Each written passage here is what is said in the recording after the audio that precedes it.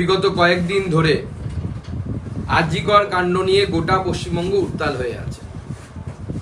আমাদের ঘরের মেয়ের সাথে যে অমানসিক অত্যাচার হয়েছে তার প্রতিবাদ বাংলার প্রতিটি ঘর থেকে হচ্ছে, বাংলার প্রতিটি স্তরে হচ্ছে, মানুষ প্রত্যেকটি স্তরে এর প্রতিবাদ জানাচ্ছে। এই প্রতিবাদের অঙ্গ হিসেবে গতকাল আমাদের মায়েরা রাস্তায় নেমেছিলেন, শঙ্খ বাজিয়েছেন, তারা ন্যায়ের দাবিতে রাস্তায় নেমেছেন। ডাক্তাররা যারা আরজিকরের ইন্টার্ন, আরজিকরে যারা আছেন তারা তাদের আন্দোলন চালাচ্ছিলেন। এই সময় রাত্রি প্রায় 1:30 নাগাদ দুষ্কৃতীদের একটি গ্রুপ প্রায় 2-3 হাজার লোক প্ল্যানফুলি এই মেডিকেল কলেজের ভিতরে ঢুকে তাণ্ডব নৃত্য শুরু করে, মঞ্চ ভেঙে দেয়, মহিলাদের হোস্টেলে ঢুকে পড়ার চেষ্টা করে, লক্ষাধিক টাকার ওষুধপত্র নষ্ট করে দেয়।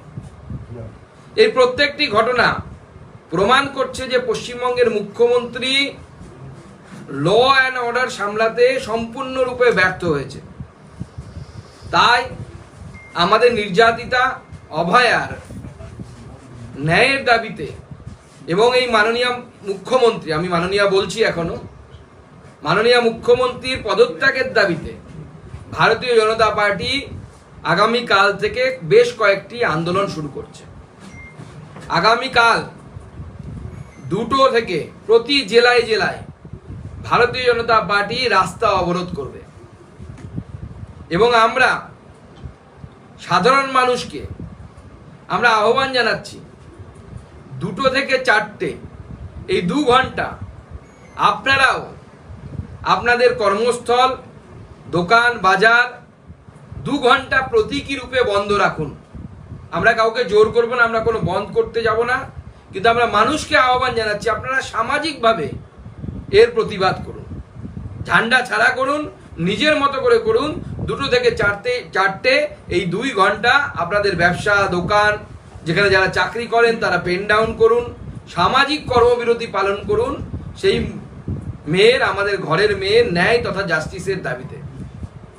আগামীকাল থেকে ভারতীয় জনতা পার্টি লাগাতার অবস্থান বিক্ষোভ করবে।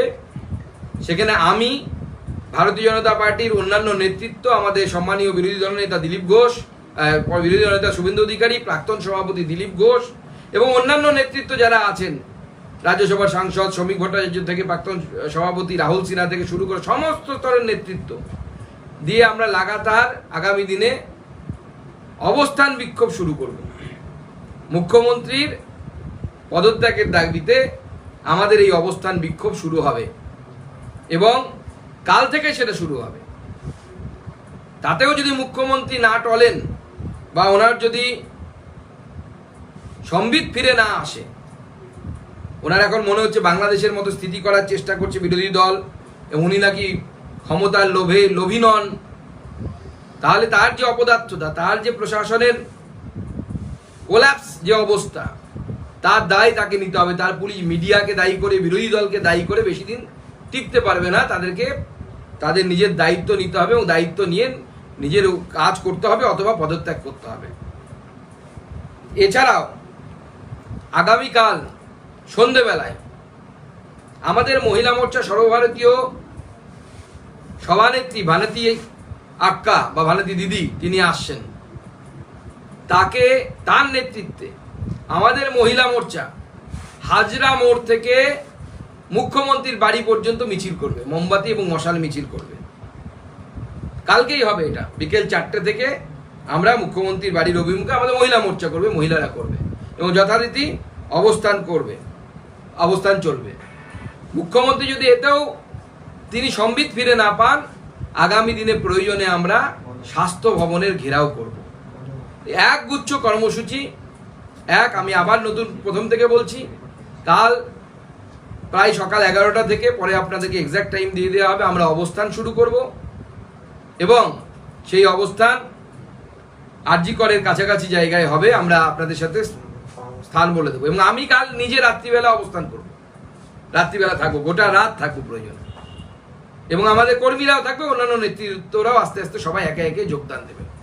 গোটা বাংলা আগামীকাল 2টোর সময় ভারতীয় জনতা পার্টি অবরোধ শুরু করবে, রাস্তা অবরোধ, এবং সেটা প্রতীকী অবরোধ।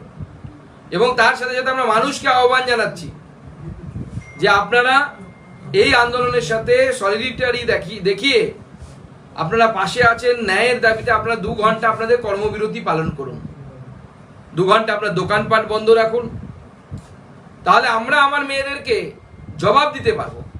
নাহলে আগামী দিনে আমাদেরকে, আগামী প্রজন্মকে জবাব দিতে হবে যে মহিলা ধর্ষিতা হলো, সরকারি ডিউটি করার অবস্থায় সরকারি প্রেমিসেসের মধ্যে যেভাবে একজন মহিলাকে ধর্ষণ করে খুন করা হলো, আমরা যদি তার প্রতিবাদ করতে না পারি তাহলে পরে আগামী প্রজন্ম আমাদের প্রশ্ন তুলবে যে মেরুদণ্ডটা কোথায় ভাড়া রেখে এসেছিলাম আমরা। তাই সকল জনগণকে দলমত নির্বিশেষে ভারতীয় জনতা পার্টির পক্ষ থেকে আমি আহ্বান জানাচ্ছি যে আগামীকাল 2 ঘন্টার কর্মবিরতি পালন করুন। আমাদের নির্ভয়ার সাথে, আমাদের অভয়ার সাথে আমরা আমাদের সলিডারিটি, তার ন্যায়ের দাবিতে এবং মাননীয় মুখ্যমন্ত্রীর এই যে অপদার্থতা, এই অপদার্থ প্রশাসনের অপসারণের দাবিতে আমাদের এই পথ অবরোধ চলবে, তার সাথে অবস্থান চলবে। এবং তার সাথে বিকেলবেলায় 4টে থেকে হাজরা মোড় থেকে মুখ্যমন্ত্রীর বাড়ির উদ্দেশ্যে ভারতীয় জনতা পার্টির মহিলা মোর্চার নেত্রী, সর্বভারতীয় নেত্রী ভারতী দিদি, এবং আমাদের যিনি মহিলা মোর্চার নেত্রী আছে ফাল্গুনী পাত্র, আমাদের মহিলা বিধায়িকা যারা আছেন তারা, প্রাক্তন সাংসদ, রাজ্য নেতৃত্ব, মহিলা যারা আছেন তারা প্রত্যেকে মুখ্যমন্ত্রীর বাড়ির অভিমুখে ক্যান্ডেল লাইট মার্চ, মশাল মিছিল করবে। এবং ভারতীয় জনতা পার্টি এই আন্দোলন চালিয়ে যাবে যতক্ষণ না পর্যন্ত আমরা বিচার পাচ্ছি, যতক্ষণ না পর্যন্ত ন্যায় পাচ্ছি। এবং এই আন্দোলন চলবে, অবস্থানও চলবে। ধন্যবাদ। আপনাদের যদি কোনো প্রশ্ন থাকে। সুকান্ত, যারা গতকাল হামলা চালিয়েছে তাদের পুলিশ ছবি দিয়ে, সোশ্যাল মিডিয়ায় ছবি দিয়ে সাধারণ মানুষের কাছে তাদেরকে ধরে দেওয়ার আবেদন করছে, পুলিশ আবেদন করছে সাধারণ মানুষের কাছে, কি বলবেন? দেখুন, পুলিশের অপদার্থতা আরেকবার সামনে চলে এলো। পুলিশের তরফ থেকে এর আগে টুইট করা হয়েছিল, সোশ্যাল মিডিয়ায়, সামাজিক মাধ্যমে দেওয়া হয়েছিল যে এটা একটি রাজনৈতিক দলের কাজ। তাহলে আপনারা চিনতেই পারছেন না যখন যে কে এরা, কোন অধিকারে আপনারা বলেন যে অমুক রাজনৈতিক দল করেছে? যারা এসেছিল তাদেরকে আপনারা চেনেনই না, অথচ বলছে তারা রাজনৈতিক দলের কর্মী, তারা এসে এই কাজ করেছে। এটা মেনে নেওয়া যায় না। পুলিশ যে পুরোপুরি ব্যর্থ এটা সম্পূর্ণভাবে প্রমাণ হয়ে গেছে। কালকে গতকাল রাস্তায় মহিলারা থাকলেও পুলিশকে দেখা যায়, কিন্তু বারবার কিন্তু অভিযোগ উঠছে, আগে থেকে সবাইকে জানানোর পরেও পুলিশের যে গোয়েন্দা বিভাগ সেটা কোথাও কি ফেল হয়েছে? দেখুন, পুলিশের গোয়েন্দা বিভাগ তো পুরোপুরি ফেল। গতকাল রাত্রি 1:30টার সময় এই যে 2000, প্রায় 2 থেকে 3000 যে সমাজ বিরোধী যারা ভাঙচুর করতে ঢুকলো আরজি করে, এই খবর যদি পুলিশের কাছে না আসে তাহলে তো আমাদের পুলিশের যে ইন্টেলিজেন্স আছে, পুলিশের যে তথ্য সংগ্রহের যে পরিকাঠামো আছে তার উপর তো প্রশ্ন উঠে যায়। কেন আমরা জনগণের টাকা নষ্ট করবো এই সমস্ত স্ট্রাকচারকে রাখার জন্য? পুলিশের কাজ কি? ডিআইবির কাজ কি? যে রাজ্যের যে ইন্টেলিজেন্স ব্যুরো আছে তাদের কাজ কি? তারা যদি এইটুকু খবর জানতে না পারে, অথবা রাজ্য সরকার পুলিশ জানতো, তারা ইচ্ছে করে হাতে হাত ধরে বসেছিল, কিছু করে। দুটোর মধ্যে কোনো একটা হতে পারে। প্রধানমন্ত্রী আজকে তার ভাষণে বলেছেন যে অপরাধ করেছে তার যখন খবর দেখাচ্ছেন তেমনি শাস্তি যখন হবে সেটাকে আপনারা সমানভাবে দেখান, যাতে করে একটা বার্তা সমাজে যায় যে দুষ্কৃতীদের নিষ্কৃতি নেই। এই বিষয়ে আপনার মন্তব্য? একদম মাননীয় প্রধানমন্ত্রী যে মন্তব্য করেছেন সেই মন্তব্য অত্যন্ত সময় উপযোগী।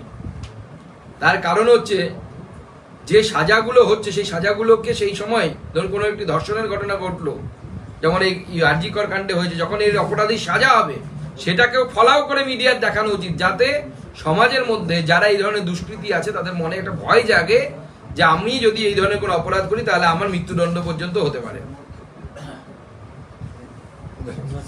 ধন্যবাদ।